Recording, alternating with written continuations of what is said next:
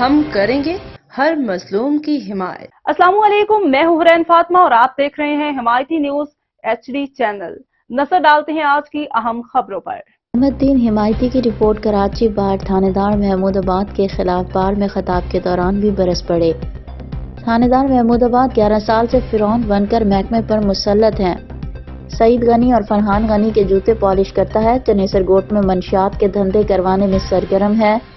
کراچی بار کے صدر ایڈوکیٹ عامر وڑائچ کا دھواں دار خطاب۔ سعید غنی، فرحان غنی سمیت جوتے پالش کرنے والا تھانے دار اعجاز خان کے خلاف سخت الفاظوں کا استعمال۔ SHO محمود آباد 11 سال سے SHO لگا ہوا ہے، کیسا نظام رائج ہے؟ صدر کراچی بار عامر وڑائچ SHO محمود آباد اپنے باپ کو چنیسر گوٹ سے پیسے اکٹھے کر کے دیتا ہے، اسی لیے SHO کو وہاں سے نہیں ہٹاتے۔ منشیات کے دھندے، فحاشی کے اڈے، کینسر معاوے کے مرکز سے کمیشن جمع کر کے تھانے دار اپنے باپ فرحان غنی اور سعید غنی کو پیسے دیتا ہے۔